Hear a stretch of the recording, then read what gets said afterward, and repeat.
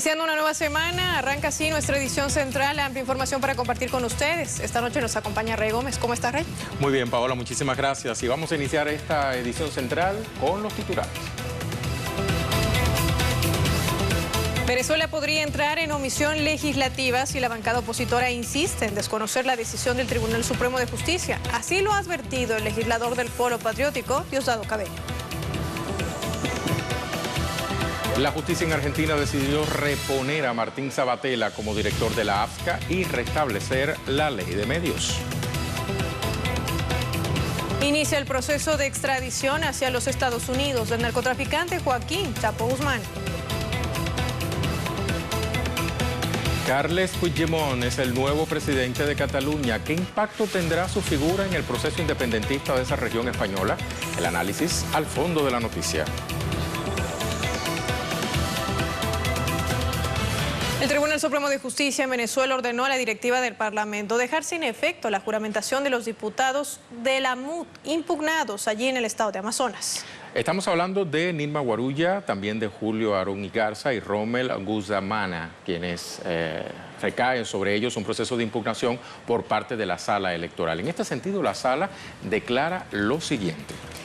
Ratifica el contenido de la decisión número 260, esa sentencia emitida el 30 de diciembre de 2015 sobre la suspensión de efectos de los actos de totalización, adjudicación y proclamación emanados de los órganos del Consejo Nacional Electoral respecto de los candidatos electos por voto uninominal. Señaló como procedente el desacato de la sentencia dictada por la Sala Electoral el 30 de diciembre de 2015 por los miembros de la Junta Directiva de la Asamblea Nacional.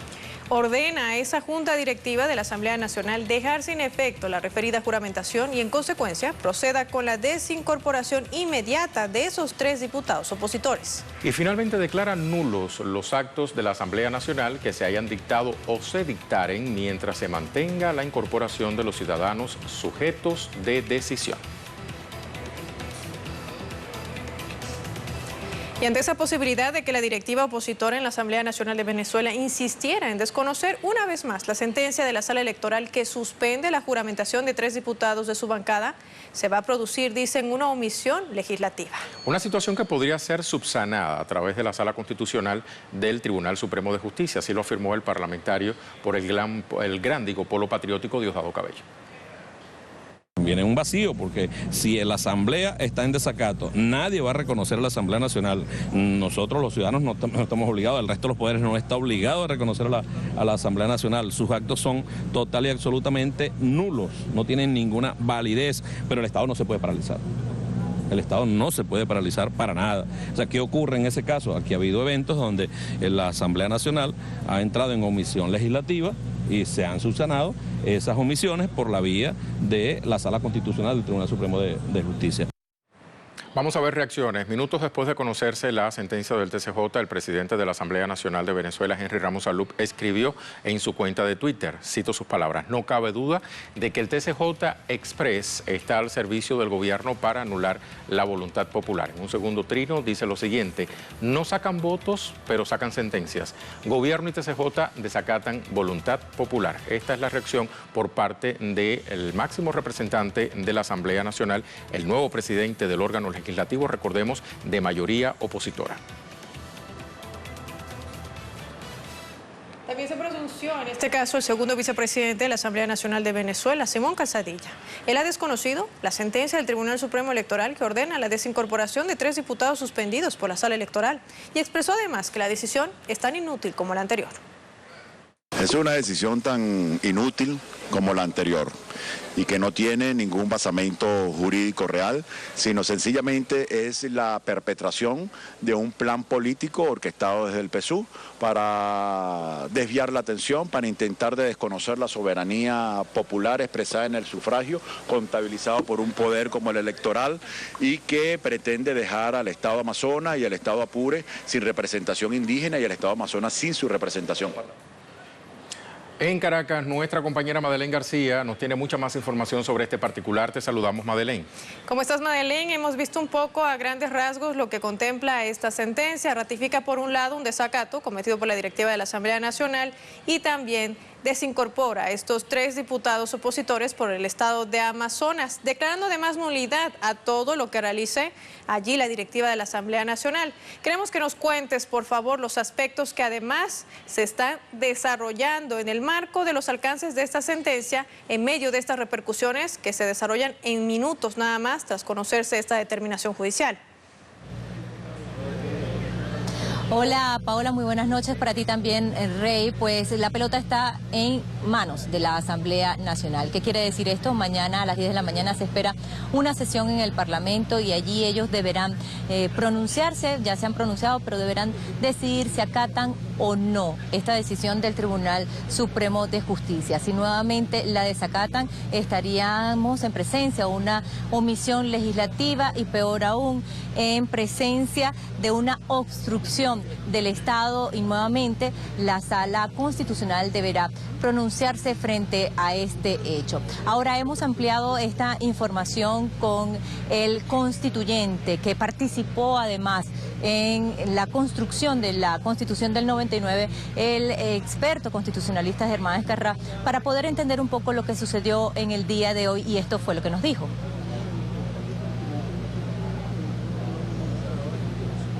La decisión de la Sala Electoral que declara nula, de nulidad absoluta, las actuaciones de la Asamblea Nacional con motivo precisamente de la incorporación de ciudadanos que estaban sujetos a la decisión número 260 del 3 de diciembre de 2015 y donde había una medida cautelar provisional de no incorporación a la Asamblea Nacional hasta tanto se verifique, el juzgador pueda verificar sobre las pruebas el tema de la compraventa de votos que viciaron de nulidad absoluta todos los actos que tenían que ver con la proclamación de estos presuntos diputados.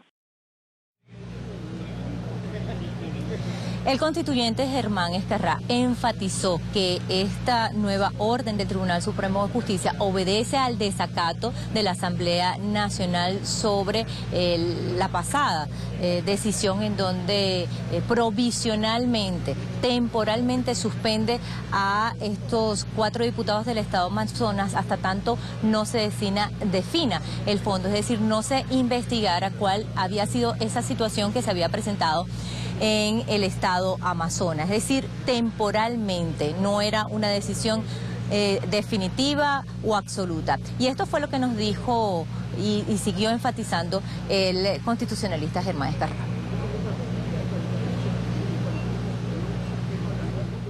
Al declararse la Junta Directiva de la Asamblea Nacional en rebeldía y contumacia, desconociendo una sentencia, un acto fundamental de uno de los órganos del Poder Público Nacional, bueno, la propia autora de la sentencia, que es la Sala Electoral, hace eficaz su ejecutoriedad. Dicho de otra manera, declara procedente el desacato de la sentencia, a la vez señala que no han debido los miembros de la Junta Directiva de la Asamblea Nacional, Henry Ramos Ayub, Enrique Márquez, José Simón Calzadilla, incorporar a estos miembros a pesar de la sentencia y en consecuencia declara nulos absolutamente todos los actos de la Asamblea Nacional que desde la instalación para acá se hayan producido o se produzcan, mientras se mantenga la incorporación de estos ciudadanos sometidos a una medida cautelar, a una sentencia, a un juicio ante el Tribunal Supremo de Justicia. Rey, Paola, lo que hay que entender que en Venezuela hay una institucionalidad y un Estado de Derecho. Consultamos a otro especialista antes de esta decisión o en medio de toda esta situación y es un catedrático venezolano, también constitucionalista, y él nos comentaba que así a la nueva Asamblea Nacional no le gustasen los magistrados, pues los magistrados estaban allí, formaban parte de uno de los los poderes del Estado venezolano y ellos precisamente tenían la última palabra en cuanto a dirimir conflictos y no podía ninguno de los demás poderes del Estado desacatar una orden del Tribunal Supremo de Justicia. Es decir, había que respetar la institucionalidad y sobre todo el Estado de Derecho para no caer en esta situación en la que se encuentran los poderes. Es decir, hay un conflicto de poder,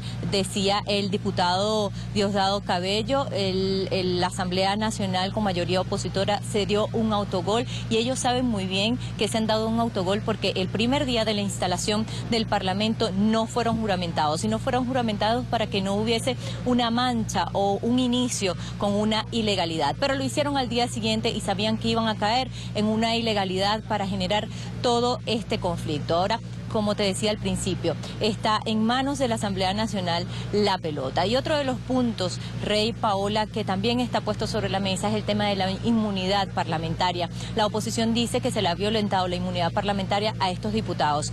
Pues, si bien el artículo 200 habla que una vez se proclamen tienen inmunidad, pero es en el ejercicio de sus funciones, es decir, ellos aún o estaban en ese proceso y por lo tanto no hay una inmunidad parlamentaria para estos diputados, según explican los expertos constitucionalistas. Estamos entonces enfrente de una situación que en el día de mañana, en la sesión de la Asamblea Nacional a las 10 de la mañana, aun cuando ya hemos escuchado la posición del segundo vicepresidente del Parlamento y también del presidente de la Asamblea Nacional, Henry Ramos Alup, pues allí se decidirá qué es lo que procede y si ellos retroceden en esta actuación que hicieron la semana pasada al juramentar a estos diputados, que pesa sobre ellos esta medida cautelar de suspensión temporal. Muchísimas gracias, Madeleine García, desde Caracas, brindándonos detalles de esta determinación asumida por el Tribunal Supremo de Justicia en Venezuela. Buenas noches, Madeleine. Y vamos a analizar este tema. Justamente para ello recibimos al doctor Enrique Tineo Suquet. Él es abogado, fundador además del Grupo Comité de Defensores de la Constitución. Gracias por su tiempo para Telesur. Buenas noches, bienvenido. Buenas noches, un saludo a la teleaudiencia de Telesur. Profesor Enrique, nos gustaría que desde su perspectiva como abogado, nos ayude a entender algo que ya venía planteándonos incluso nuestra compañera Madeleine García. Escuchábamos las reacciones, por una parte, el dictamen del Tribunal Supremo de Justicia, por la otra, la reacción del representante del Gran Polo Patriótico, en este caso el diputado Diosdado Cabello. Pero también tenemos reacciones a través del Twitter del presidente de la Asamblea Nacional, quien desconoce, si traducimos sus palabras, el dictamen que acaba de presentar el Tribunal Supremo de Justicia. En este contexto, mañana martes, vuelve a reunirse el Parlamento. ¿Qué pudiéramos prever? ¿Qué pudiera suceder de ahí en más? Estamos en presencia de una situación o de lo que se conoce como una dicotomía, es decir, dos extremos. O acatamos las leyes de los hombres particulares, caprichosas, interesadas y racionales, o acatamos las leyes establecidas previamente de acuerdo a los valores constitucionales y el ordenamiento jurídico vigente. Esa es la tarea que le corresponde a la Asamblea Nacional, pero con especial referencia a su directiva. Ellos tienen la especial misión de salvaguardar la democracia, no de atentar contra ella. Ellos están allí precisamente gracias a una democracia sólida, gracias a una expresión mayoritaria, pero eso a ellos no los hace un poder omnímodo, independiente, autónomo per se, que no toma en cuenta las decisiones de las otras ramas de los poderes con las cuales ellos comparten el ejercicio del poder democrático. Ellos no son un gobierno autoritario. Ellos son apenas una rama de uno de los poderes públicos. Doctor, ¿qué va a pasar en este caso supuesto de que la directiva de la Asamblea Nacional no acate esta medida cautelar donde se ratifica una vez más la sentencia 260, quebrado 2015, dejando en evidencia o ratificando el desacato por parte de esta directiva, designando prácticamente esa desincorporación de los 3 diputados opositores y declarando nulo todo acto que lleve adelante la Asamblea Nacional por haber cometido esta ilegalidad. ¿Qué va a pasar con Venezuela? ¿Cómo va a llevar adelante el trabajo de una Asamblea Nacional hoy calificada como ilegal? ¿Qué establece la Constitución? En primer término, estaríamos en presencia de un atentado contra la democracia y un atentado contra la Constitución. Es bueno un poquito de historia. Fíjese usted que el gobernador del estado Amazonas, Liborio Guarubia, llega a la gobernación porque interpuso un recurso ante el Tribunal Supremo de Justicia, quien le otorgó la razón y dejó sin efecto la proclamación del otro candidato, Bernabé Gutiérrez.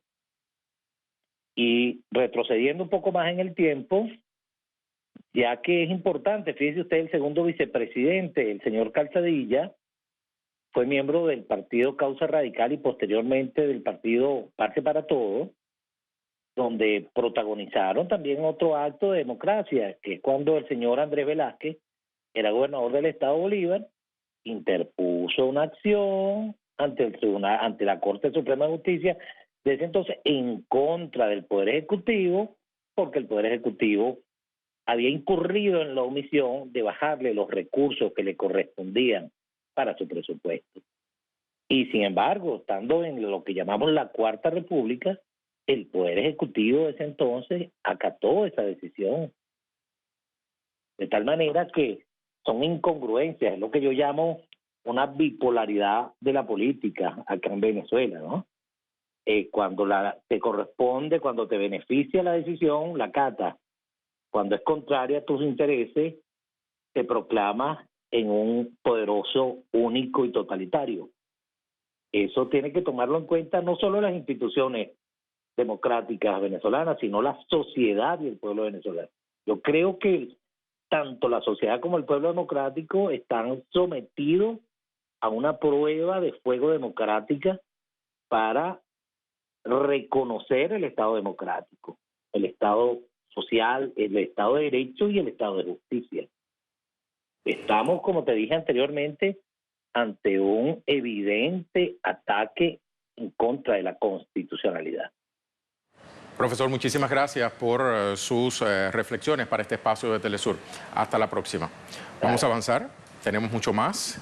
Vamos ahora a ver qué nos dice, por ejemplo, el ministro para la Producción Agrícola y Tierras, Wilmar Castro Soteldo, también en Venezuela, un tema de mucha actualidad en este país suramericano. Recordemos que sostuvo una reunión con el gobernador del estado Zulia, Francisco Arias Cárdenas, y productores agrícolas y pecuarios de la región para afinar las acciones a emprender con el fin de explotar al máximo la producción de rubros alimenticios. Mientras, en el seno de la Asamblea se da esta dicotomía, vemos cómo el Ejecutivo avanza en acciones concretas, acciones económicas de beneficio popular. Esto se dio, recordemos, con actores diferentes del gobierno bolivariano en aras de implementar, pero también está la verificación de la capacidad instalada de los productores para poder proveerles de la materia prima necesaria, multiplicando, entre otros temas, la oferta de alimentos para ganado y de este modo aminorar la dependencia del sector en cuanto a la asignación de divisas.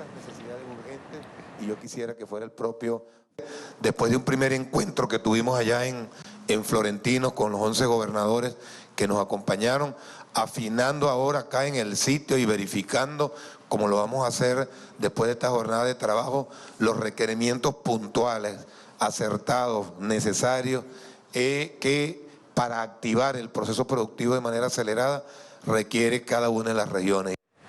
Otro tema en Argentina, el gobierno de Mauricio Macri sigue aplicando medidas consideradas por analistas y sectores populares de arbitrarias. A la ola de despidos en el sector público se suma la censura que están sufriendo periodistas que son críticos al modelo. El periodista Víctor Hugo Morales, por ejemplo, es uno de ellos y por ese motivo fue censurado de Radio Continental, lugar donde trabajó por más de 30 años.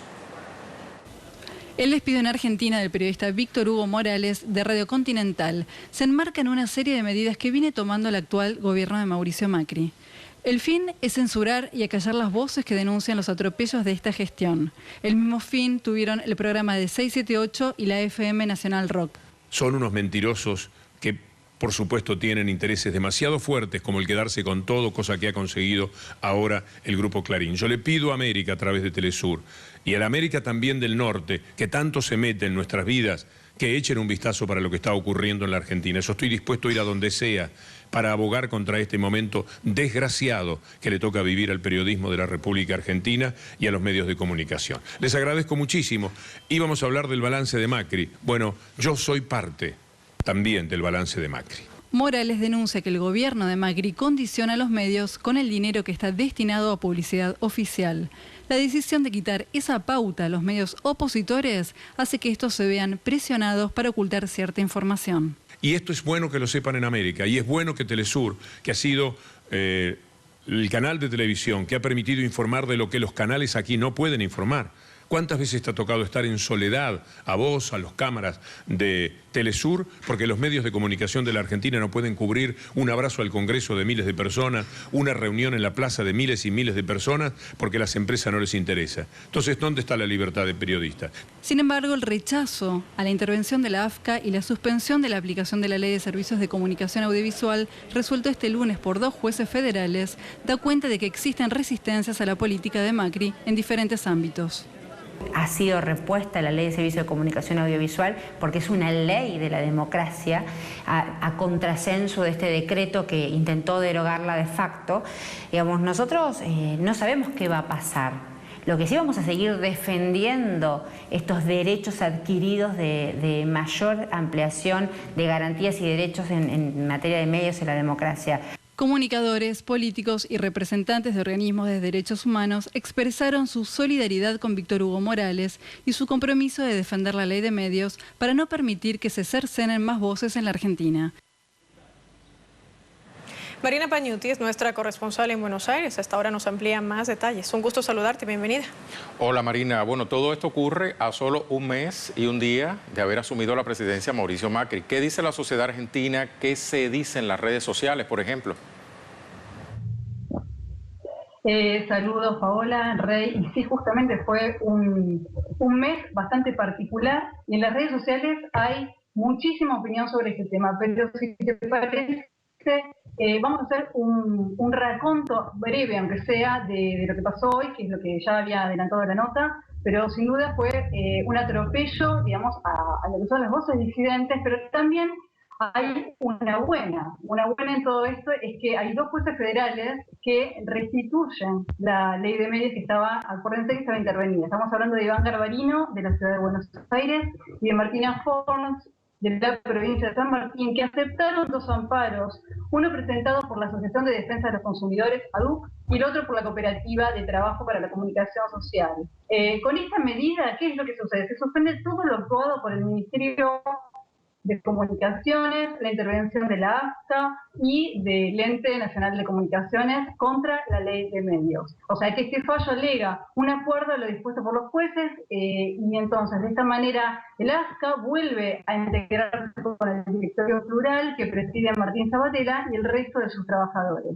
Vamos a tener que también anticipar que a partir de mañana el titular de la AFCA, Martín Sabatella, podrá retomar sus funciones y subsanar de alguna forma este daño que se le está haciendo a la ley de medios, imponiendo intereses contra la pluralidad de voces a través de decretos y cautelares. Pero bueno, ustedes estaban recién transmitiendo lo que le ocurrió al periodista Víctor Hugo Morales en Radio Continental, en donde el periodista dijo y aseguró que el presidente de Argentina, Mauricio Macri, está tomando decisiones bajo el dominio de las corporaciones dominantes. Si le parece, lo escuchamos.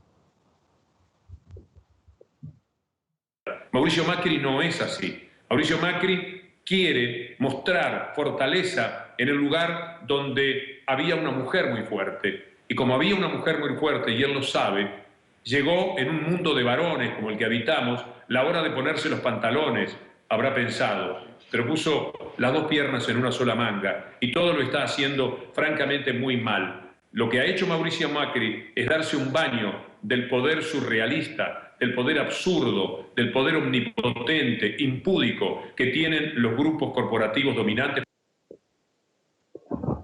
Bueno, justamente Paola, Rey, como ustedes estaban anticipando, las redes sociales es un espacio donde los medios, por supuesto, dominantes, no pueden intervenir. Y de esta manera muchos usuarios han expresado este repudio en contra de lo que le ocurrió a Víctor Hugo Morales. Por ejemplo, Mónica Santi se utilizó el hashtag de BHM censurado, o sea, Víctor Hugo Morales censurado, y diciendo solo gobiernan para los monopolios, el campo y los empresarios. No existe el pueblo, yo no lo voté. Createlem también utiliza este hashtag en donde dice basta de lastimar a la democracia. Otro usuario que se llama Franco Ferreira dice que Continental estaba negociando la pauta oficial y una de las condiciones era el despido de Víctor Hugo Morales. Eso es persecución y censura. Y Marto dice, chicos, no es que no le renovaron el contrato a Víctor Hugo Morales, él tenía contrato por un año más,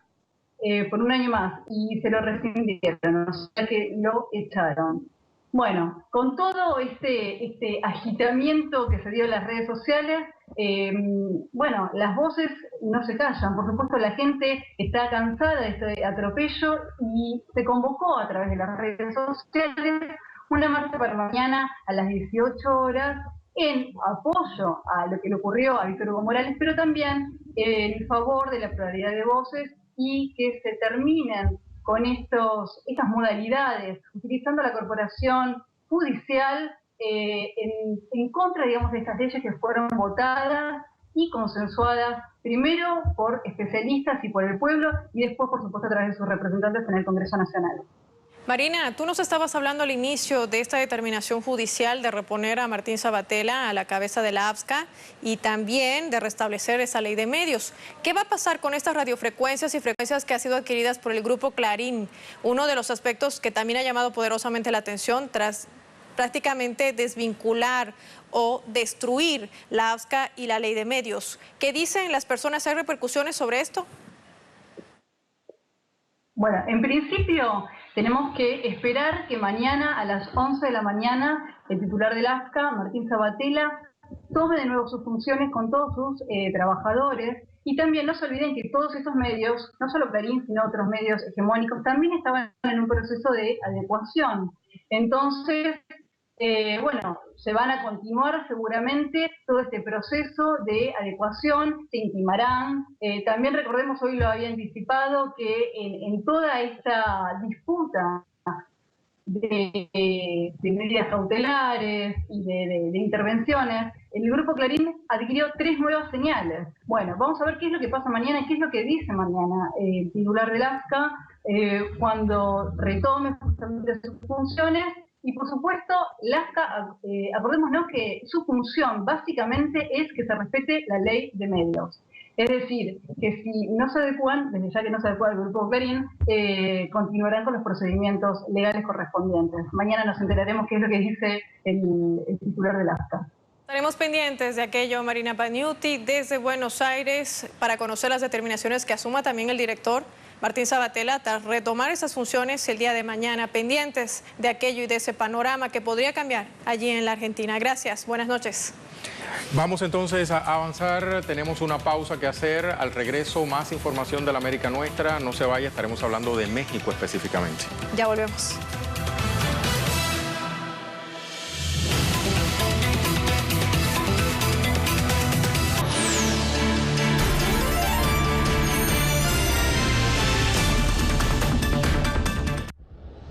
Te proponemos un espacio para pensar y distinguir entre lo urgente y lo importante.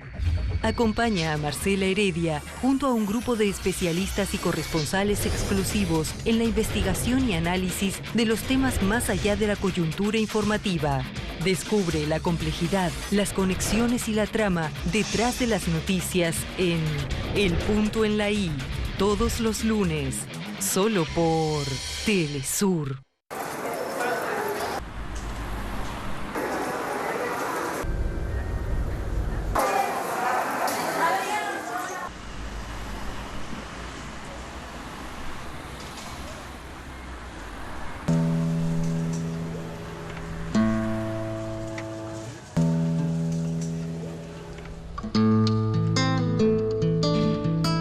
començar a escoltar cantautors llatinoamericans des de molt jove.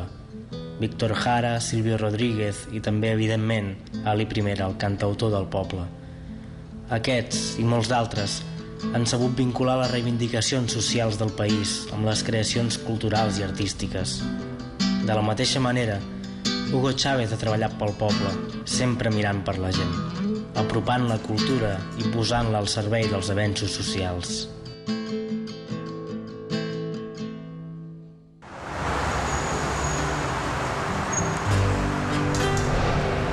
América Latina se levanta temprano en la mañana feliz, sabiendo que su tierra es única. Sale cada día a luchar por lo que quiere, desde México hasta la Patagonia, pasando por las islas del Caribe, pero siempre sintiéndose en casa. A cada paso siente la música de sus tradiciones en la sangre, palpita al son de sus raíces y se ríe sabroso al ver cómo se sueltan sus caderas al bailar su canción bolivariana. En cada esquina hace nuevos amigos, disfrutando de la diversidad de cada uno. Esta calle la recorrí tantas veces, pensó, viendo a niños crecer jugando al fútbol y béisbol. Se siente segura porque sus hijos la protegen con un compromiso de amor, libertad, dignidad y paz. Estimadas y estimados jefes de Estado y de Gobierno, proclamo solemnemente a América Latina y el Caribe como zona de paz.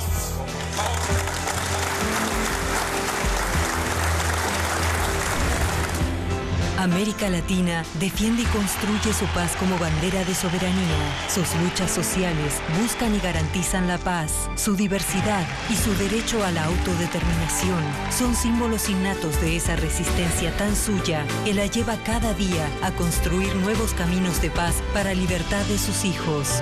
Vamos a amarrarnos a la paz. Se asoma su último pensamiento del día. Mañana será otro gran día, América Latina.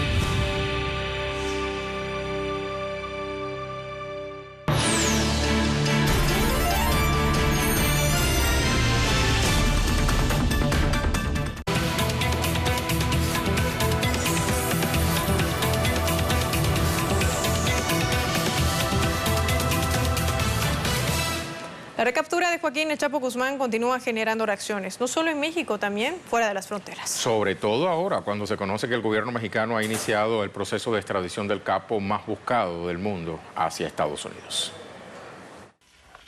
Las imágenes del operativo a cargo de la Marina Armada de México para detener por tercera ocasión a Joaquín Guzmán Loera, mejor conocido como El Chapo, acaparan la atención de la prensa nacional y extranjera. El futuro jurídico del capo más buscado de México y el mundo es todavía incierto, sobre todo porque Estados Unidos lo reclama y ya ha presentado 2 recursos con fines de extradición. Un hombre con tanta información que pueda poner a disposición de otro gobierno toda esa información es un asunto que puede simbrar las estructuras de este país, no solamente las políticas, sino también las económicas. Estamos hablando de muchísimos miles de millones, ¿sí?, de dólares que están en juego. De acuerdo con la Procuraduría General, podría pasar un año antes de que el líder del cártel de Sinaloa rinda cuentas por los delitos imputados en 9 estados del país vecino del norte. El tiempo dependerá de los recursos presentados por la defensa para impedir esta acción. Como su defensor, yo sostengo que debe respetarse la soberanía nacional y la soberanía de las instituciones de la patria mexicana, instituciones de impartición de justicia. Para quienes siguen de cerca el tema del narcotráfico, uno de los grandes pendientes es la desarticulación financiera de las organizaciones delictivas. Hay captura de capos. Perdón que lo diga de esa manera drástica.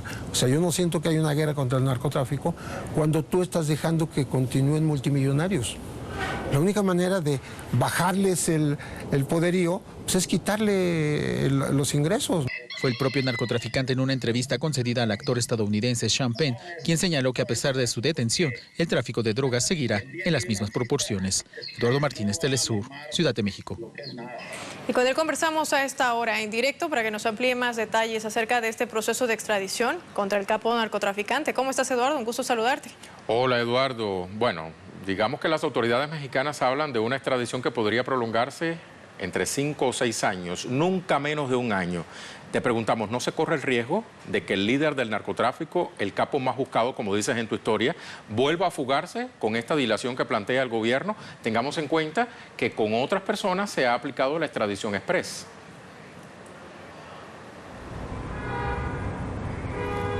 ¿Qué tal, Rey? Un gusto saludarte. Paola, ¿qué tal? Un gusto también estar contigo en esta edición central. Pues ya el capo mexicano ha podido empezar a evadir precisamente ese proceso de extradición. Actualizando la información acerca de lo que comentábamos en la historia que preparamos el día de hoy, el Consejo de la Judicatura Federal ha dado a conocer a través de un comunicado que la jueza novena del Distrito Federal, María Catalina de la Rosa Ortega, ha aceptado por el primer amparo interpuesto por la defensa de Joaquín Guzmán Loera, alias El Chapo, lo que deja sin procedimiento momentáneo o digamos de manera temporal el recurso de extradición que ya había interpuesto las autoridades de Estados Unidos a través del Departamento de Justicia.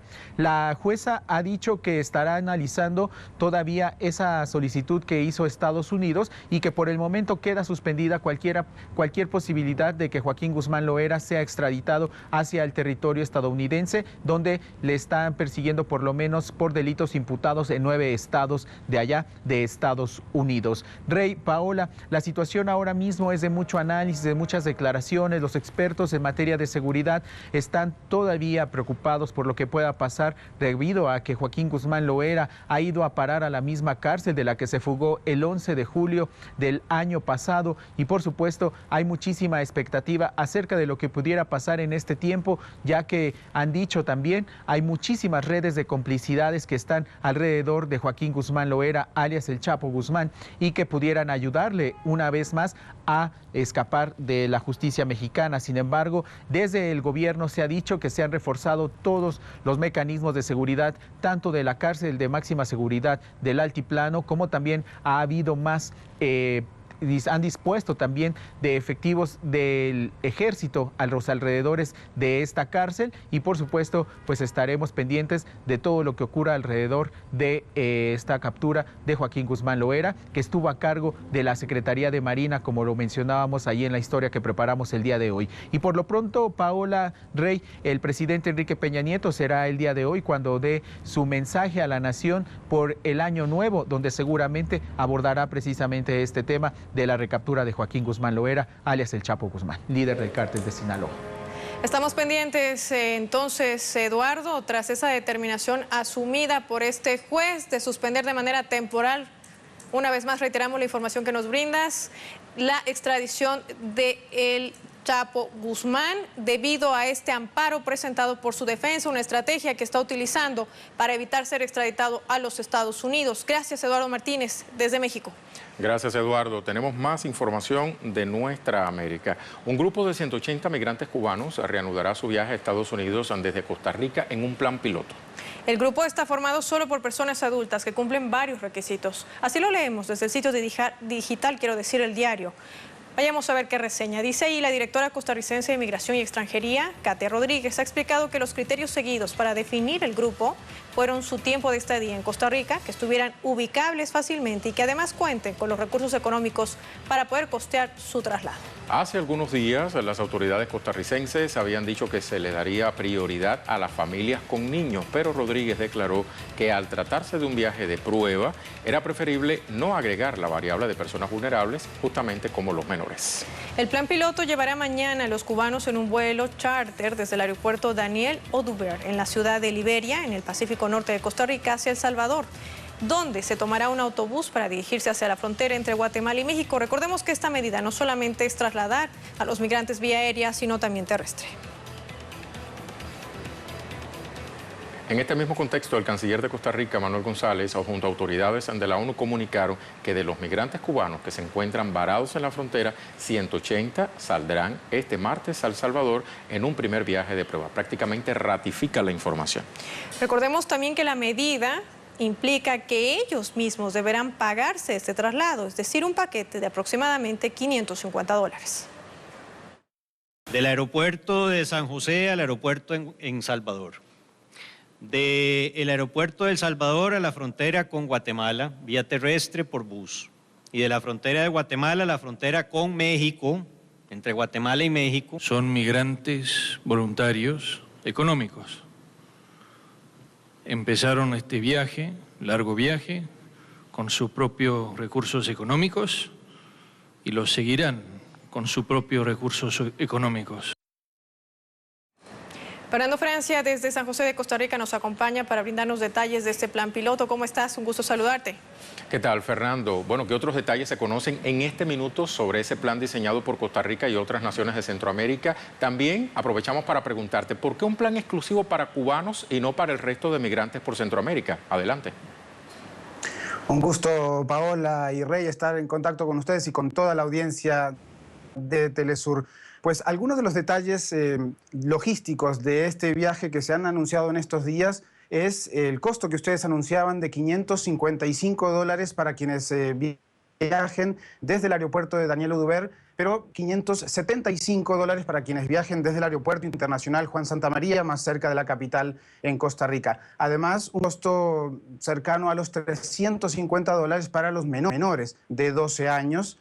Se ha anunciado como parte de este paquete. Este paquete incluye el traslado aéreo, también el traslado terrestre hasta la frontera de Guatemala con México, pero también lo que corresponde a visas y a los impuestos de salida que algunos de los países como Costa Rica, por ejemplo, les coloca a las personas que salen en vía aérea, como son alrededor de $29 por persona. Todo esto está incluido en ese paquete que se ha organizado a través del sistema de Naciones Unidas, a través de la Organización Internacional para las Migraciones, que ha generado toda esta logística con empresas privadas que se encargarán de transportar a cerca de 8.000 personas que están aquí, 7.802 personas que están aquí en Costa Rica de forma contabilizada por la Dirección Nacional de Migración, que ha extendido esas visas temporales, esas visas de tránsito para las personas cubanas que han estado ingresando desde el 13 de noviembre aquí a Costa Rica y que, bueno, en todo este tiempo se han acumulado 7.802 según los conteos oficiales. Estas informaciones se han estado dando en estos días y mañana va a ser un día muy especial porque las personas que están cerca, en el norte, muy cerca de la frontera con Nicaragua, en el norte de Costa Rica, pues tendrán esta opción. Ya están enlistados las 180 personas que viajarán y Telesur estará allá entrevistando a algunas de estas personas y viendo todo el operativo que se va a montar para este plan piloto. Un plan piloto que, como decía Rey, pues es exclusivo no solamente para la población cubana, sino para la población cubana que ya se encuentra en Costa Rica. No se extiende a otras personas, puesto que Costa Rica ya ha detenido las visas de tránsito que ha otorgado a toda la población cubana. Pero, por supuesto que la problemática para llegar a esta solución, que recordemos se dio en varias reuniones de países centroamericanos, incluidos México, para decidir cómo se haría este traslado de las personas que se encontraban varados en Costa Rica. Una de las dificultades que se dio a nivel político entre los países centroamericanos fue que la migración de otros países centroamericanos no tienen esas condiciones. Y esto lo dijo claramente el presidente Solís y, bueno, pues también las autoridades cubanas, y es un consenso a nivel regional que la causa de esta masiva salida de cubanos que en total en el año 2015, incluido 2014, se han dado más de 25.000 personas que han transitado según fuentes no oficiales, pero no es algo nuevo. Esta cifra quiere decir que no es algo nuevo esta migración. Pero entonces la causa de esta migración masiva de población cubana pues tiene que ver con la ley de ajuste cubano que está en vigencia en Estados Unidos desde 1966 y la política llamada pies secos, pies mojados, que en resumidas cuentas quiere decir que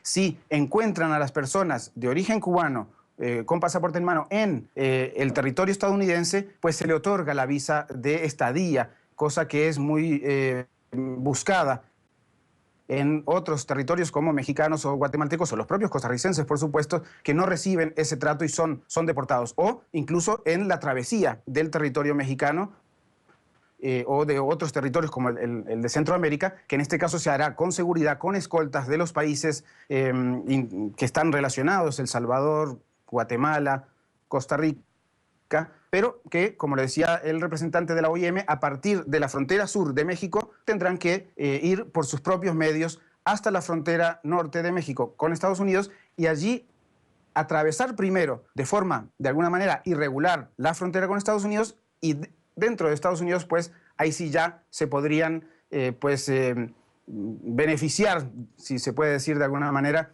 con esta ley de ajuste cubano, que claro que está hecho en 1966, pues en pleno conflicto fuerte entre Cuba y Estados Unidos, y que ahora con las distintas medidas que se irán tomando con el acercamiento de relaciones diplomáticas, pues se piensa que puede ser modificada, aunque Estados Unidos ha dicho que por ahora no va a modificar esa injusta y discriminatoria ley de ajuste cubano, Rey. Una situación que sigue siendo compleja. Fernando Francia, desde Costa Rica. Gracias, compañero. Buenas noches. Gracias, Fernando. Tenemos ahora algo que prácticamente contrasta con esa visión que nos ofrecía nuestro compañero desde Costa Rica respecto a los migrantes en la región Asia y desde Estados Unidos. El gobierno de ese país lanza un aviso de deportaciones de hondureños, deportaciones masivas para los próximos días. Este país centroamericano tiene una economía, recordemos, que en la actualidad depende de las remesas que envían cerca de 1 millón de hondureños que trabajan en la nación del norte. Veamos. Doña Irma vive de sus ventas de lotería en la Plaza Central. También recibe ayuda de sus parientes en Estados Unidos y, al igual que miles de hondureños, le preocupa por varias razones que aumenten las deportaciones. Pero sí fue de sacrificio porque ellos están desde los años 80 ya. Desde los años 80 estuvieron, y fue una travesía bien larga para ellas poder llegar allá a Estados Unidos. En el Centro de Atención al Migrante se recibieron en 2015 unos 20.000 deportados por la vía aérea, hondureños que hablaban de las persecuciones y humillaciones en aquel país. Todos estão preocupados, não é somente os deportados que estão chegando agora. Toda a sociedade hondureña, todas as famílias que vieram essa semana passada a falar com nós, e se foi agarrado um filho meu, o que deve fazer? Então, nós explicamos, a reação das pessoas é uma reação de medo, sim? Estão todos com ansiedade, com medo. Según cifras del Banco Central, las remesas representan el segundo ingreso más importante del país, por lo que al aumentar las deportaciones, la economía estaría en un grave riesgo. Las estadísticas oficiales reflejan que el ingreso por remesas en 2015 llegó a los 4.000 millones de dólares. Lo grave es que es el rubro más importante de obtención de divisa fuerte para el país y por consiguiente para el pago de las importaciones, particularmente petróleo y sus derivados y también maquinaria, equipo, materias primas e insumos. Ante la situación, los hondureños demandan que el gobierno implemente acciones para evitar la migración y dar opciones en especial a los jóvenes. Y lo que debemos de hacer aquí en Honduras es abrir fuentes de trabajo, abrir más escuelas, porque he visto en las informaciones que los niños también viajan para allá. Según el Centro de Atención al Migrante, en lo que va del nuevo año han retornado por la vía aérea más de 500 personas. Hilda Silvestrucci, Telesur Honduras. Otro momento de la pausa en nuestra edición central. Cuando regresemos, le informamos sobre mucho más. Tenemos más material para compartir con ustedes. Ya volvemos.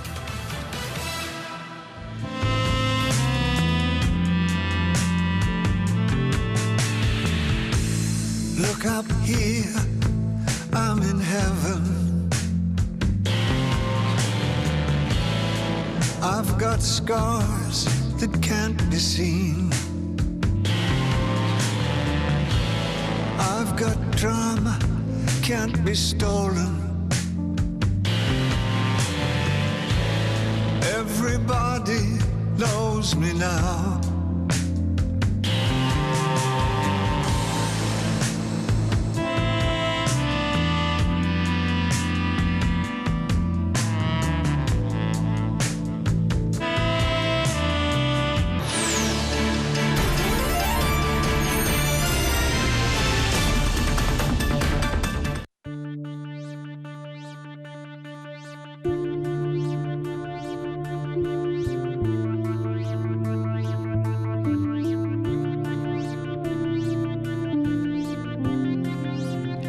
La promoción de la lactancia materna es una cuestión de salud pública, pero también es una cuestión de derechos de los niños, las niñas y de las madres. Es una cuestión de feminismo, de respeto y valoración de la mujer, su cuerpo y sus capacidades. El gobierno de Chávez aprobó en 2007 una ley para la promoción y protección de la lactancia materna que recoge lo que se pide desde organismos internacionales como la OMS, desde asociaciones pediátricas o grupos de promoción de la lactancia materna en todo el mundo, pero que los estados se niegan o no se atreven a aprobar. No es una cuestión de opciones, es una cuestión médica y un gobierno preocupado por la salud pública tiene que regular la publicidad de la leche artificial y otras actividades tan perjudiciales para la lactancia materna que se dan a diario en muchos países y que esta ley prohíbe.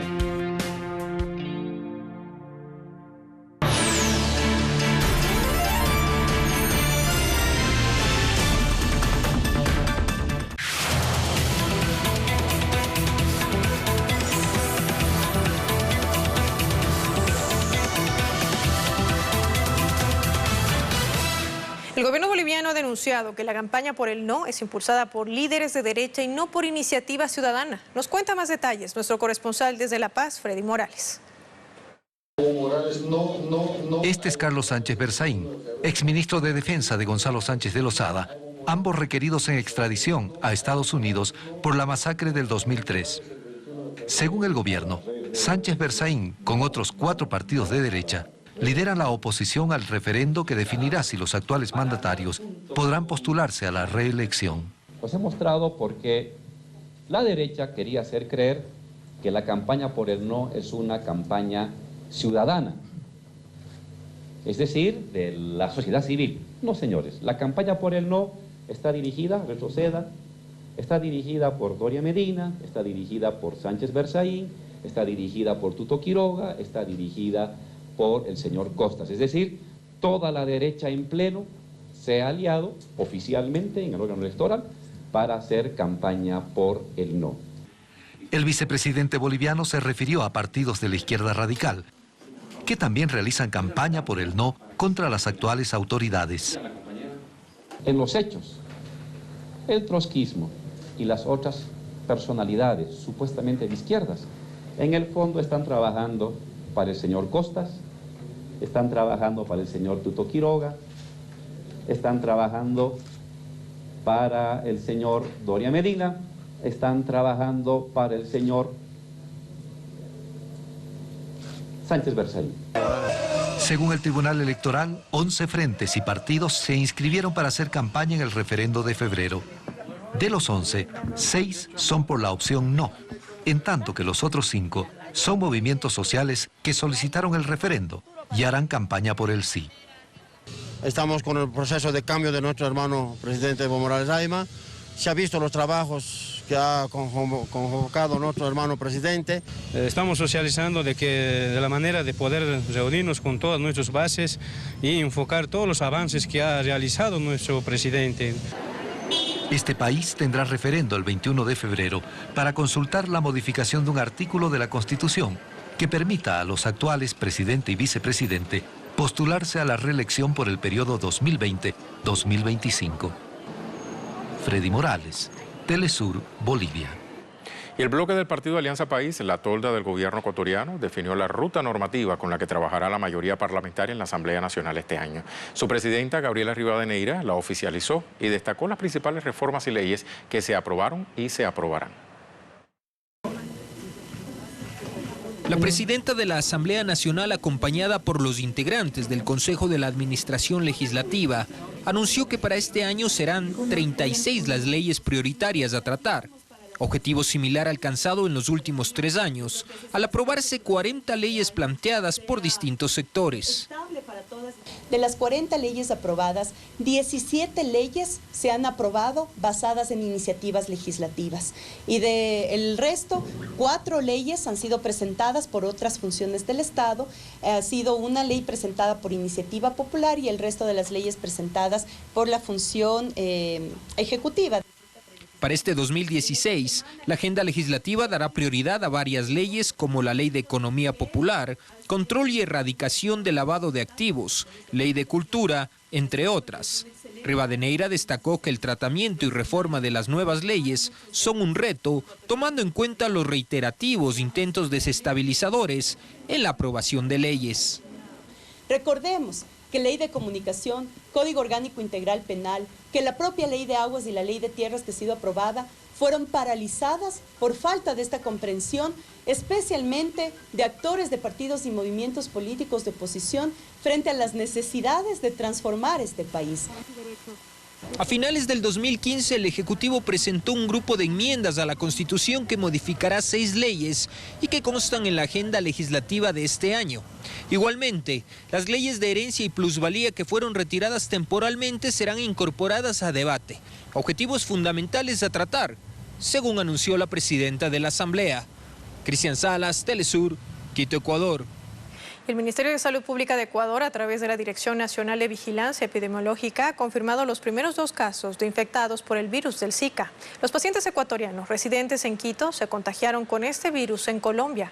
A su regreso presentaron erupción cutánea, fiebre, prurito, cefalea, dolor generalizado en sus articulaciones y también hiperemia conjuntival. Como justamente parte de este proceso de vigilancia epidemiológica, fueron tomadas muestras de sangre y enviadas hacia el Instituto Nacional de Investigación de la Salud Pública. Allí se realizaron los exámenes correspondientes que dieron negativo al chikungunya y al dengue. Nosotros ya tenemos una estrategia implementada desde hace varios de este año. Se acaban de confirmar los 2 primeros casos confirmados por laboratorio, que son casos importados, es decir, ellos adquirieron el virus en Colombia y fueron diagnosticados cuando regresaron acá. Se trata de 2 personas, una persona adulta y un niño, que vacacionaban a motivo de fin de año en Colombia y es ahí donde se contagiaron y al regresar al Ecuador han sido diagnosticados de manera oportuna. Una vez que presentaron síntomas, acudieron a un centro de salud del Ministerio de Salud Pública y fueron debidamente diagnosticados. Chile sigue siendo un país marcado por conflictos entre el Estado y los pueblos originarios. El gobierno envió un proyecto de ley que crea un Ministerio de Pueblos Indígenas, una de las grandes deudas que se vienen arrastrando desde el nacimiento de la República. Del norte, del sur, del este y el oeste, representantes de pueblos indígenas estuvieron este lunes en el Palacio de la Moneda. Porque ha llegado el momento de asumir las tareas inconclusas y dar paso a una nueva institucionalidad que ponga la política indígena en la prioridad que le corresponde. Tras casi 200 años de historia republicana, el gobierno de Chile envió al Congreso 2 proyectos de ley que crean el Ministerio de Pueblos Indígenas y un consejo conformado por representantes de los 9 pueblos que habitan en Chile: Mapuche, Aymara, Atacameño, Quechua, Diaguita, Rapanui, Coya, Cahuéscar y Yagán.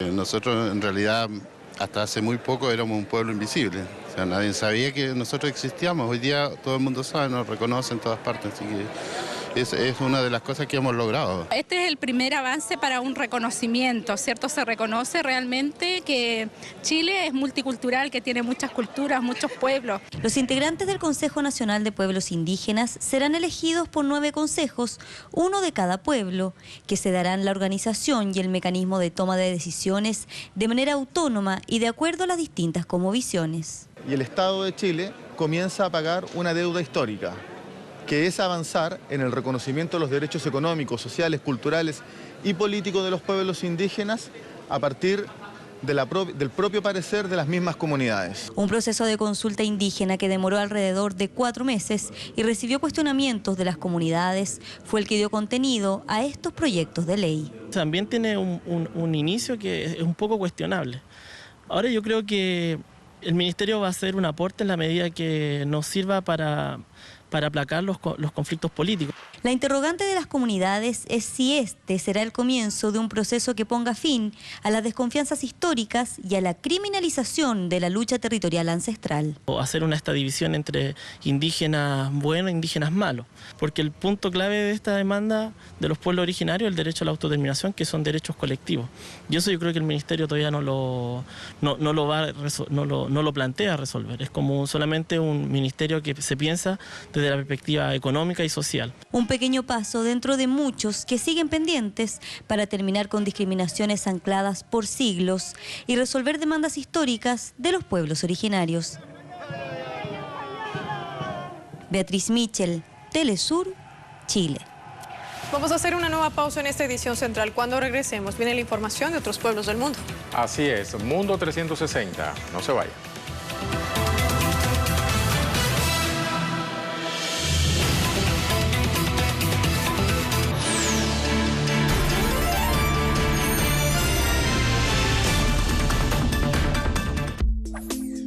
TelesurTV.net renueva tu vínculo con la información. Navega de forma simple por las noticias más relevantes de la región y del mundo. Accede a contenidos exclusivos e investigaciones especiales desde cualquier dispositivo. Para pensar, para entender, para cambiar. Vive la nueva experiencia TelesurTV.net, la señal informativa de América Latina. La cultura es factor clave en la construcción de sociedades sostenibles y equitativas. Vidas es la puerta abierta para descubrir las voces que reafirman la diversidad y riqueza de nuestra América. La resaca muerte no me encuentre.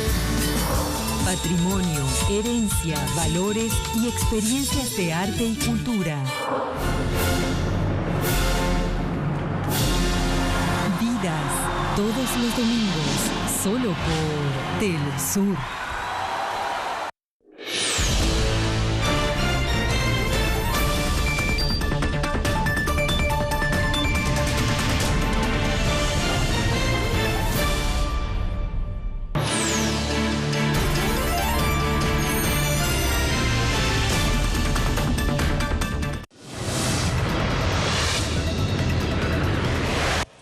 La infanta Cristina, segunda hija de Juan Carlos I, enfrenta cargos por 2 delitos fiscales en relación con la presunta malversación de 6.5 millones de euros. Nuestro corresponsal en Madrid, Vicente Montagut, nos amplía la información. Adelante. Hola, muy buenas noches desde Madrid. Saludos a toda nuestra audiencia. Pues más de 11 horas ha durado la primera sesión de este juicio que, más allá de los titulares, nos deja una de esas imágenes que quedan para la historia. La infanta Cristina, hermana del rey Felipe VI, sentada en el banco de los acusados por un delito fiscal. Es la primera vez que un miembro de la Casa Real debe responder ante un juez por un presunto caso de corrupción. La acusación particular pide para ella 8 años de prisión al entender que conocía que era partícipe de los negocios de su marido, Iñaki Urdangarín, presunto cerebro de una trama de empresas que desvió 6 millones de euros de dinero público. La Fiscalía, es decir, la acusación pública, se ha alineado con la defensa, algo que no es nada habitual en los tribunales españoles, para pedir que la infanta no sea procesada. En total hay 18 procesados que se enfrentan a un centenar de años de prisión. El caso NOS es uno de los escándalos que más ha afectado la popularidad de la monarquía, que ha pasado de ser la institución más valorada por los españoles a ser suspendida mayoritariamente en las encuestas. Este juicio durará al menos 6 meses. Estaremos muy pendientes, iremos contando todos los detalles día a día. De momento es todo, despedimos aquí esta conexión. Gracias, Vicente. Y sobre el caso nos vamos a hablar ahora, pues activistas republicanos se manifestaron a las afueras del edificio donde se realiza la primera sesión por este denominado caso, que involucra a la infanta Cristina de Borbón. Al grito de 1, 2, 3, República otra vez, los manifestantes exigieron lo más de 6 millones de dólares malversados en ese delito fiscal. Sean devueltos, dicen ellos. El miembro de Unidad Cívica, Miguel Mascaro, aseguró que la monarquía ha demostrado su verdadera condición, en este caso anacrónica, en referencia al comportamiento de la corona, en referencia a esas acusaciones a Cristina de Borbón.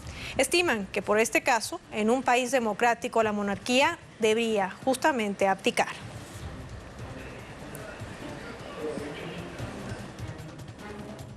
Nos gustaría estar, no porque la hija del rey o del rey viejo haya robado o haya saqueado las arcas del Estado.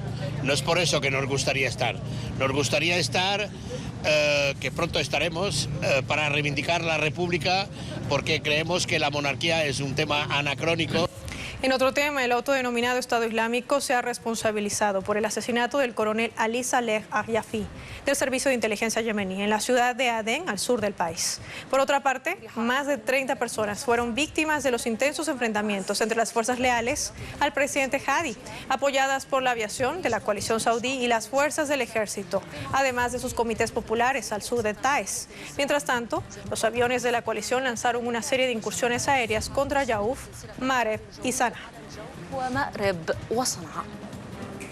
Y el enviado de Naciones Unidas para Yemen, Ismail Wel Saik Ahmad, anunció que se va a reunir con los sectores políticos para poder discutir una nueva ronda de negociaciones. Asimismo, va a sostener encuentros con representantes de Ansarullah y el Congreso Popular General para poder discutir esas soluciones en Yemen. Hemos venido con nuevos esfuerzos para contactar una vez más con todos los interesados en el caso para llevar a cabo una nueva ronda de encuentros. Sabe que hubo un encuentro en Suiza el mes pasado que a nuestro parecer logró un avance y queremos cumplir una nueva ronda. Sin embargo, ustedes saben que una crisis como esta, cuando se ramifica, se dificulta la solución. La Organización Policial de la Unión Europea, la Europol, sostuvo un encuentro en La Haya para abordar nuevas fórmulas para la coordinación en la lucha contra la violencia extremista. Esta reunión ha considerado también la toma de acciones para repeler a los combatientes que viajan a países como Siria o Irak, para vincularse así en el conflicto. El canciller holandés Bert Koenders ha señalado que los países necesitan sumar sus esfuerzos para contribuir a esa confianza entre sí y trabajar más coordinados en la lucha contra el terrorismo. Luego de los atentados del pasado 13 de noviembre en París, los países europeos redoblaron sus dispositivos de seguridad en los centros urbanos y también en esas zonas fronterizas, además de elevar el nivel de alerta terrorista. Tenemos que asegurarnos de que nuestros servicios secretos están trabajando juntos, utilizando los mismos patrones de comunicación directa en tiempo real. Hemos sido testigos de cómo puede ser significativa en los últimos meses. Lo que es único acerca de esta conferencia es que no solo todos los países de Europol participan, sino también países como Somalia y Nigeria, y los lugares de donde la mayoría de los terroristas extranjeros fueron a luchar en países como Siria e Irak, o como Túnez. Pedimos a conocer cuál es el movimiento económico de nuestros países y el mundo. Luis Francisco Blandón tiene la información. Adelante, Luis.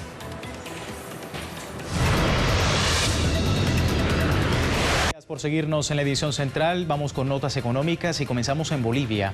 Yacimientos Petrolíferos Fiscales Bolivianos estimó que a partir de marzo próximo el país consolidará la autosuficiencia en la producción y consumo de gasolina especial. El Ejecutivo boliviano asegura que solo en el proceso de refinación podrá abastecer 22.500.000 litros de gasolina especial por encima de la producción actual. Asimismo, los proyectos de exploración de hidrocarburos que impulsa la estatal petrolera en áreas no tradicionales podrían permitir el descubrimiento de nuevas reservas de petróleo, lo cual va a incrementar la producción de combustibles líquidos en base a los resultados encontrados. Así, Yacimientos Petrolíferos Fiscales Bolivianos no solo garantiza el abastecimiento en el mercado interno, sino que va por una producción que permita aumentar la oferta de gas.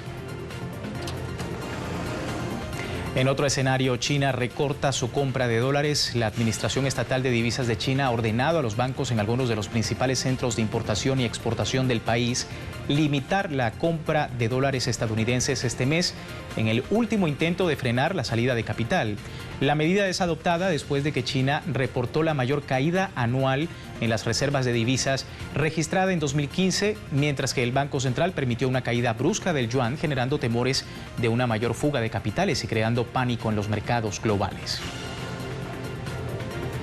Y en otras noticias, la alianza naviera Air France-KLM perdió 70 millones de euros en diciembre de 2015 a causa de los atentados en París del mes anterior, según anunció la aerolínea franco-holandesa. Los responsables de la compañía cifraron así la bajada de clientes un mes después de los ataques islamistas del 13 de noviembre en la capital francesa. En ese sentido, el descenso más pronunciado provino de Norteamérica y de Asia, especialmente de Japón. Las alarmas se encienden también para los empleados de esta aerolínea franco-holandesa, quienes con la disminución en la tasa de ocupación de vuelos podrían estar expuestos a un recorte de plantilla. Así las cosas en materia económica. Seguimos con más de la edición central. Gracias, Luis. Momento de hacer la última pausa prácticamente, pero antes viene el análisis cuando retornemos, quiero decir, al fondo de la noticia. ¿Qué se analiza hoy, Rey? Vamos a estar hablando de la nueva representación de Cataluña. Estamos hablando de Carles Puigdemont, el nuevo presidente de la Generalitat. ¿Qué impacto va a tener esta figura en, sobre todo, el proceso independentista que ya venía adelantando esa región española? Lo vamos a analizar justamente al fondo de la noticia.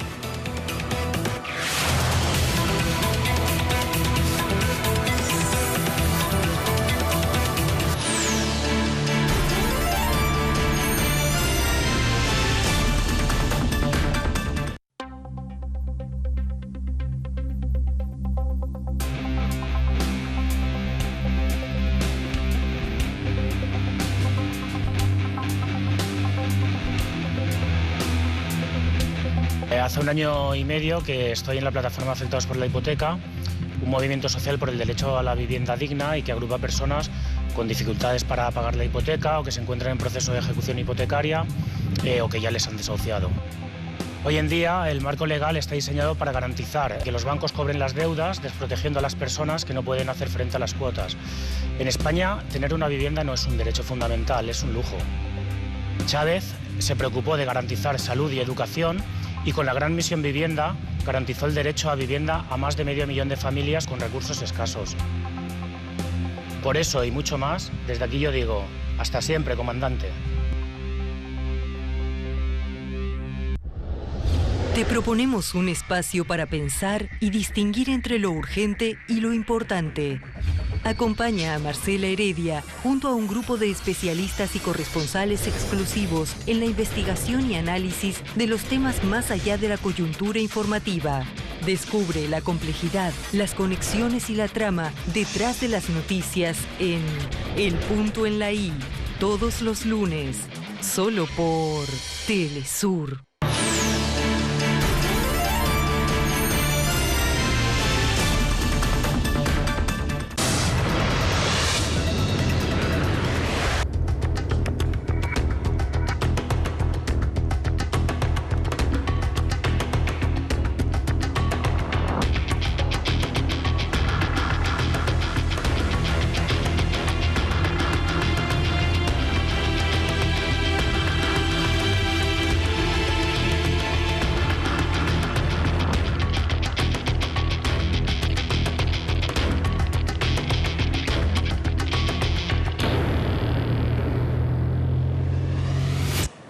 Ahí está, las imágenes hablan por sí solas. Carles Puigdemont fue nombrado presidente de la Generalitat por el Parlamento catalán. Hablamos del presidente número 133 de ese órgano regional. Con 70 votos a favor y 63 en contra, el miembro del partido Convergencia Democrática fue nombrado horas antes de finalizar el plazo para la toma de posesión.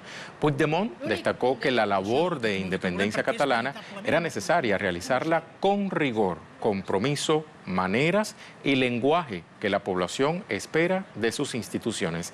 Carles Puigdemont forma parte entonces del sector más independentista forjado desde las bases del partido Convergencia Democrática de Cataluña. En el año 2011 consiguió la alcaldía de Girona, además es diputado en el Parlamento de Cataluña desde 2006. Presidente del Parlament regat.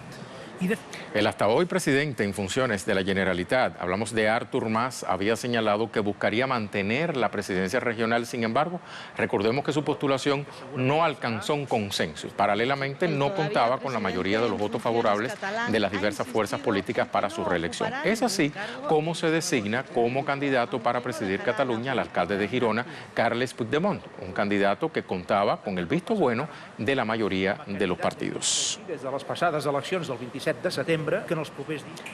Carles Puigdemont, como nuevo presidente de la Generalitat, prometió entonces seguir paso por paso el camino trazado hacia la independencia.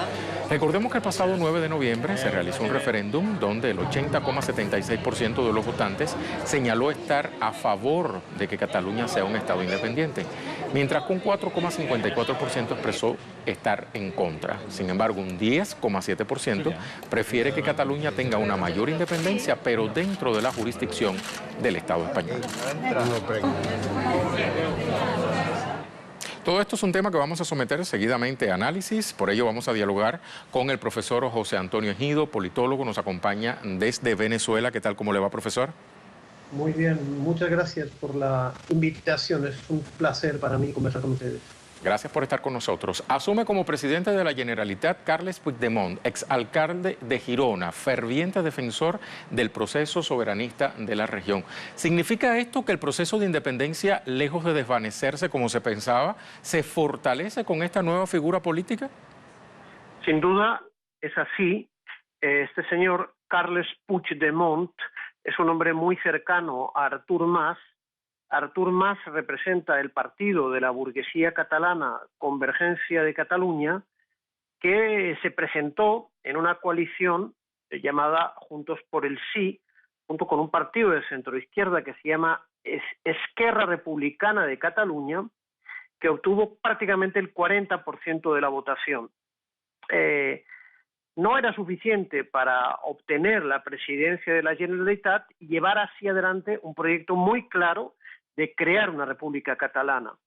Lo que ha ocurrido es una negociación con una coalición de izquierda revolucionaria, ideológicamente y socialmente distinta al partido de la burguesía catalana, pero que coincide en apoyar también la creación de una república catalana, aunque con una orientación socialista anticapitalista. Esa coalición, que se llama Candidatura de Unidad Popular, ha dado los votos necesarios con algunas condiciones para que el señor Carles Puigdemont, hasta ahora alcalde de Girona, una de las capitales catalanas, sea nombrado presidente de la Generalitat. Y sin duda este proceso va a fortalecerse porque hay una determinación clara de crear un Estado catalán, y esto es, digamos, el compromiso de las fuerzas mayoritarias, tanto de la derecha como de la izquierda, representadas en este caso por la CUP, la Candidatura de Unidad Popular. Una situación bien interesante que determina la vida política en el conjunto del Estado español. ¿Qué pasará de ahora en más con Artur Mas? Hablando de Mas, el propio Puigdemont mostró su lealtad al expresidente de la Generalitat, pero ¿con qué niveles de popularidad se retira del escenario político este personaje? La Candidatura de Unidad Popular, que es una coalición abiertamente de izquierda revolucionaria, 11 organizaciones, una fuerza sindical, con 2 organizaciones relevantes, una Endavant y otra Poble Lliure, Pueblo Libre, ha impuesto entre sus condiciones que no fuese reelegido Artur Mas. Artur Mas es representante para esta fuerza de la izquierda revolucionaria de una derecha que, aunque busca la independencia de Cataluña, se ha caracterizado por un carácter liberal, por un carácter antisocial, por un carácter antipopular en el marco de la crisis económica que vive el conjunto del Estado español. Y la CUP, por lo tanto, ha obligado a Artur Mas a retirarse, aunque hay que decir que este señor Puigdemont, formado como periodista en los Estados Unidos de Norteamérica, es un hombre del entorno político más cercano de Artur Mas, de manera que entre bambalinas Artur Mas va a seguir dirigiendo tanto el gobierno catalán como su propio partido, Coalición CDC, Coalición Democrática de Cataluña. Ahora se abre aquí una agenda política, primero de conflicto con el Estado español, pero luego también de conflicto por imponer una política neoliberal o una política más social. La CUP, la Candidatura de Unidad Popular, ha exigido el compromiso al gobierno de Puigdemont con el señor Artur Mas en la sombra, una política más social, una política que compense los ataques económicos dirigidos contra la población trabajadora de Cataluña. La situación es realmente, como digo, muy interesante y bastante volátil. Pueden pasar bastantes cosas, hay varios escenarios posibles. Hablando de volatilidades, profesor, viendo este asunto a nivel macro, Puigdemont afirma: Rajoy es un presidente en funciones de un proyecto que se acaba. Le pregunto, ¿hasta qué punto pudiera ser esto cierto? Bueno, la situación en Cataluña determina de una manera muy importante la situación en Madrid, en el gobierno central del Reino de España. ¿Por qué? Porque ahora mismo ya sabemos que el señor Rajoy no ha obtenido en las últimas elecciones de finales de diciembre del año pasado en España mayoría suficiente para nombrar gobierno y necesita aliarse con otras fuerzas políticas para nombrar gobierno con suficiente mayoría parlamentaria y no ser derribado. Entonces lo que está diciendo el señor Puigdemont es que efectivamente Rajoy, que amenaza con medidas represivas contra las autoridades catalanas en el caso de que prosigan su proyecto de crear una república independiente separada de la unidad española, lo que le responde es algo que es real. Usted está aquí en una situación precaria. Ahora, ¿qué puede pasar? Puede pasar también que para frenar el proceso de independencia catalana cambie la situación en el Estado español y se proceda a una unidad supuestamente para la salvación nacional de España entre el PSOE y el Partido Popular del señor Rajoy, que tiene una mayoría minoritaria, como digo, y con eso se conseguiría construir una especie de barrera. Y hay que saber que la derecha, la gran oligarquía financiera española, es muy reacia a profundizar la autonomía catalana y mucho más reacia aún a que la República Catalana salga, se constituya y salga de la unidad española. Hay que recordar que a finales de la Guerra Civil o del levantamiento de la oligarquía franquista contra la República Española, esas autoridades rebeldes asesinaron al presidente democrático de la Generalitat de catalana, ¿no? De manera que lo que le está diciendo Puigdemont es que es precario, pero puede haber una respuesta de las fuerzas españolas que frene este proceso catalán. Por eso digo que lo que ocurre en Cataluña determina lo que pasa en el conjunto de España. Así será y estaremos muy pendientes de lo que pueda suceder de ahora en más en la península ibérica. Muchísimas gracias, profesor, por sus reflexiones para este espacio. Hasta la próxima. Un gran placer, un gran placer. Estamos a la orden. Gracias. Gracias a usted. El profesor José Antonio Ejido, politólogo, nos acompañaba en esta ocasión. Finaliza entonces Al Fondo de la Noticia, pero en nuestra edición central tenemos mucho más. Vamos a comenzar hablando de fútbol, pero claro, no va a ser Rey Gómez, va a ser Víctor Sánchez con sus deportivas.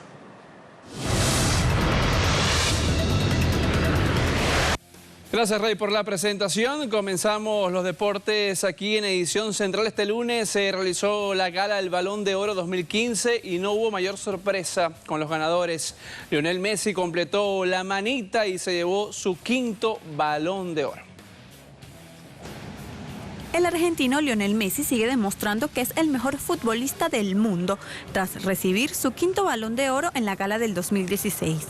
La estrella del Barcelona obtuvo el trofeo dorado con 41.33% de los votos, mientras que el portugués Cristiano Ronaldo consiguió 27.76% y el brasileño Neymar 7.86%.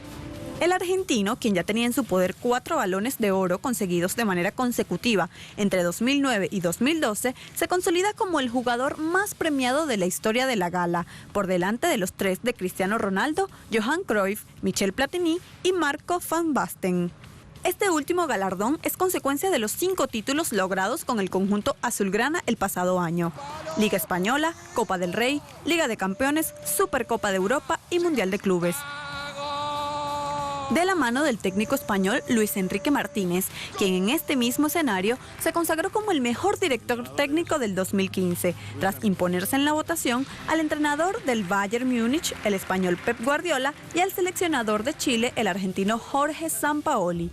Es primera vez que Martínez consigue el premio al mejor entrenador del mundo. Por su parte, Jill Ellis, seleccionadora nacional de Estados Unidos, se llevó el Balón de Oro al mejor entrenador de fútbol femenino de 2015.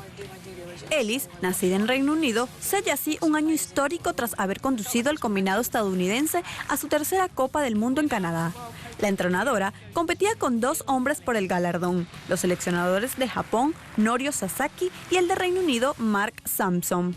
Otra mujer que brilló en la gala del Balón de Oro fue la estadounidense Carly Lloyd, quien se convirtió en la mejor jugadora del 2015, tras superar a la japonesa Aya Miyama y a la alemana Celia Sasik.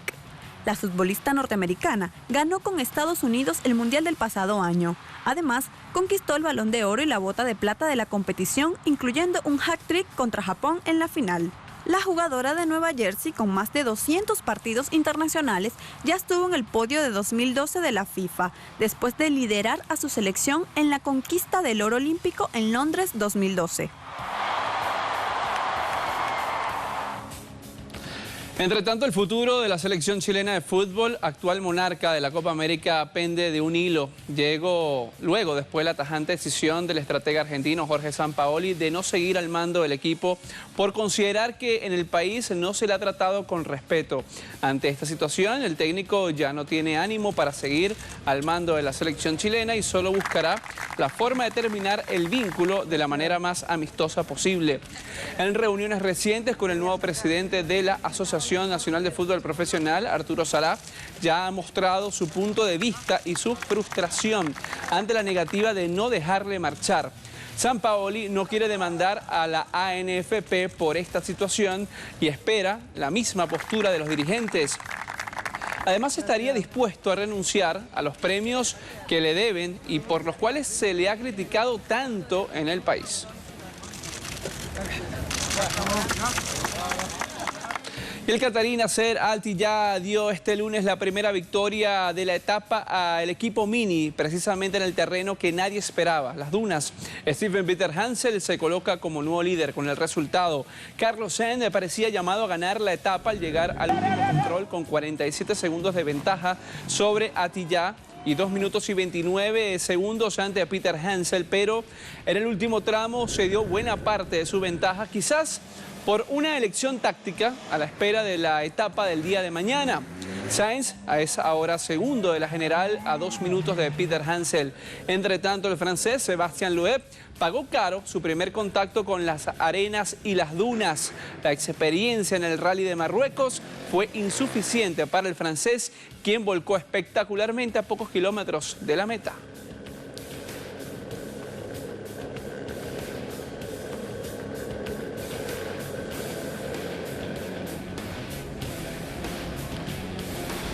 Y con esto ponemos punto final a los deportes aquí en Edición Central. Rey y Paola, también ya para despedir la emisión del día de hoy. Feliz noche para todos. Chao.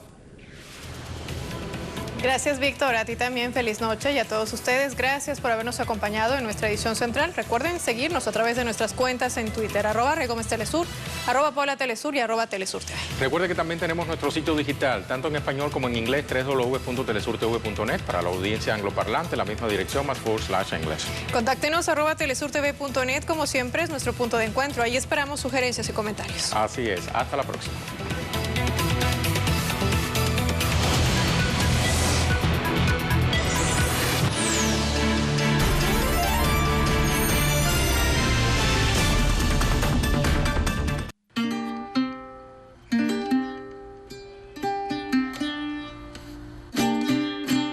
Cuando queremos alcanzar nuestros sueños, ponemos todo nuestro empeño por hacerlo bien.